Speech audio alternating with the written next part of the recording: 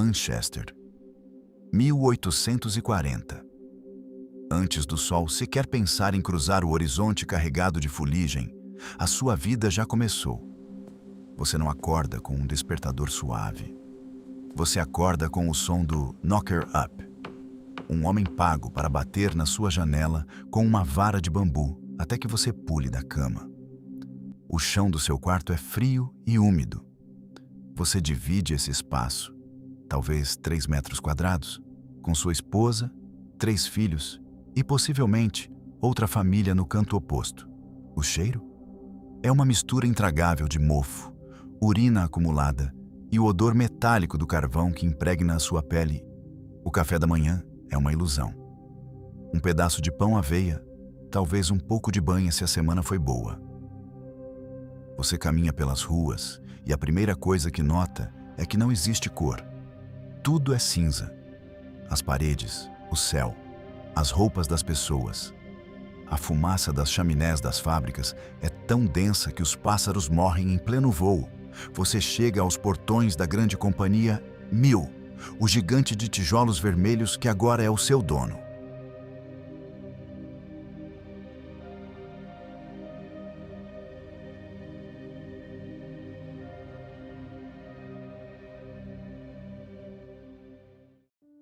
Para entender como tudo começou, precisaremos voltar a algumas décadas. O ano era 1760.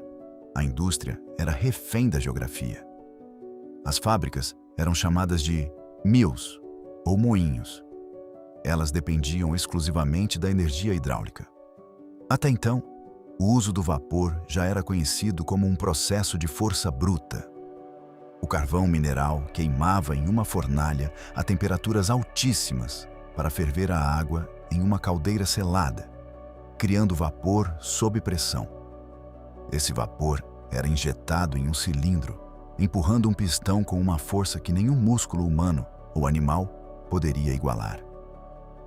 O grande problema era que essas máquinas antigas eram extremamente lentas e desperdiçavam quase toda a energia que produziam.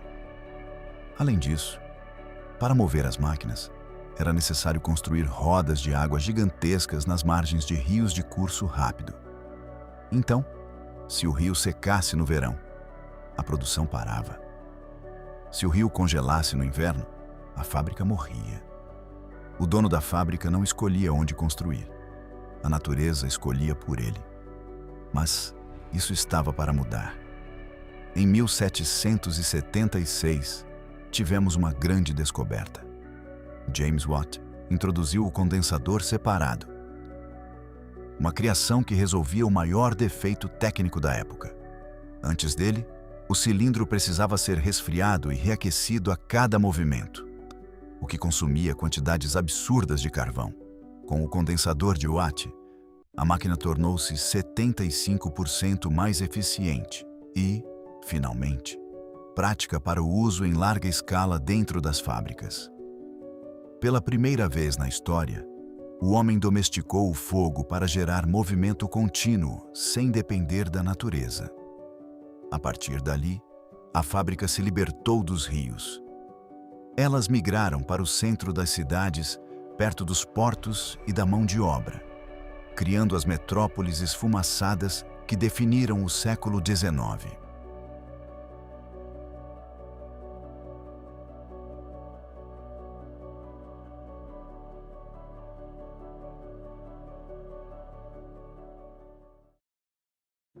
O sistema vendia uma ilusão, a de que o trabalhador era um homem livre. Diferente dos escravos das colônias, o operário de Manchester tecnicamente podia ir embora. Mas para onde? Sem terra para plantar e sem teto para morar, a liberdade era apenas o direito de escolher qual patrão iria te explorar. Era a escravidão disfarçada, assinada com um contrato que você nem sabia ler. O salário não era um pagamento, era uma coleira curta. Muitas fábricas pagavam em tokens ou vales que só podiam ser trocados no armazém do próprio patrão. O lucro voltava para as mãos de quem o emitia, enquanto o trabalhador recebia comida estragada e roupas de baixa qualidade. Você trabalhava 14 horas para pagar o aluguel do cortiço que pertencia ao dono da fábrica. No fim do mês, a conta nunca fechava. Você não era um funcionário. Você era uma dívida ambulante. E a disciplina era mantida pelo terror financeiro e físico. O sistema de multas era implacável. Abrir uma janela para respirar? Multa. Assobiar para espantar o tédio? Multa. Atrasar 2 minutos porque seu filho estava doente? Metade do salário do dia confiscada. A fábrica não era um local de trabalho. Era um campo de reeducação onde o chicote foi substituído pelo relógio e as correntes foram trocadas pela fome. O operário estava acorrentado à engrenagem pela necessidade de não morrer debaixo de uma ponte. Se o adulto era um escravo do contrato, a criança era uma propriedade do tear. Nas paróquias e orfanatos de Londres, os donos de fábricas compravam lotes de órfãos sob a promessa de dar-lhes um ofício. Essas crianças não tinham salário. Recebiam apenas comida estragada e um canto no dormitório da fábrica para dormir em turnos. Quando um grupo saía para as máquinas, o outro ocupava as camas ainda quentes de suor. Eram os aprendizes que nunca aprendiam nada, exceto o medo.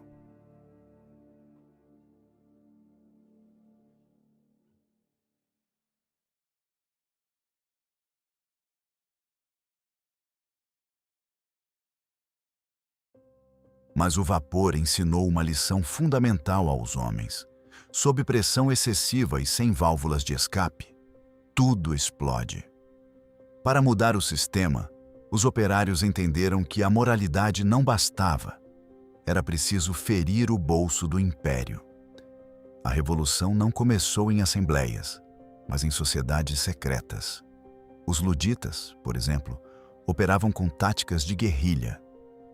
Eles enviavam cartas de aviso assinadas pelo fictício General Ludd, ameaçando os patrões que reduziam salários ou usavam máquinas para demitir pais de família. Se o aviso fosse ignorado, a noite trazia o martelo. Os motins constantes e a ameaça de uma guerra civil total forçaram o parlamento a aprovar o Factory Act de 1833. O parlamento britânico não mudou por bondade, mudou por medo. O medo de que as marretas dos luditas se transformassem em baionetas de uma revolução total. Bem, a Factory Act, ou Lei das Fábricas, trouxe consigo diversos benefícios. A nova lei declarava o impensável para a época. Era proibido empregar crianças menores de 9 anos. Para nós, isso parece óbvio. Mas em 1833, foi uma revolução. Crianças de 9 em diante era limitado a 9 horas de serviço. Pela primeira vez, o Estado dizia ao patrão: a vida dessa criança não te pertence totalmente. Mas os operários queriam mais. Eles queriam o direito de ver o sol. Em 1844, novas leis exigiram que as máquinas perigosas fossem cercadas. E, finalmente, em 1847, veio a vitória que ecoa até hoje, a Lei das 10 horas. Mulheres e adolescentes não podiam mais ser forçados a trabalhar até o colapso total. O tempo de descanso passava a ser um direito, não uma concessão. Essas leis criaram algo que nunca havia existido: a inspeção de fábrica. Homens pagos pelo governo para entrar nas 1000 e garantir que as crianças não estivessem escondidas debaixo dos teares quando o fiscal passasse. Foi o nascimento da Justiça do Trabalho. Cada linha desses documentos jurídicos secos foi escrita com o suor de quem morreu de exaustão e o grito de quem marchou em Manchester. Eles provaram que a economia deve servir ao homem e não o contrário. O fim de uma jornada de trabalho moderna ou a imagem de uma criança entrando em uma sala de aula, em vez de descer a uma mina de carvão, representam o legado vivo dessas revoluções. Manchester mudou o curso da humanidade. Mas o preço foi o sacrifício de uma geração inteira de invisíveis. A Revolução Industrial entregou as bases do futuro. As chaminés de Manchester podem ter silenciado, mas a engrenagem global apenas mudou de morada. A luta pela dignidade, iniciada nos cortiços úmidos de 1840, permanece como um lembrete. O progresso só é real quando não exige a alma de quem o constrói.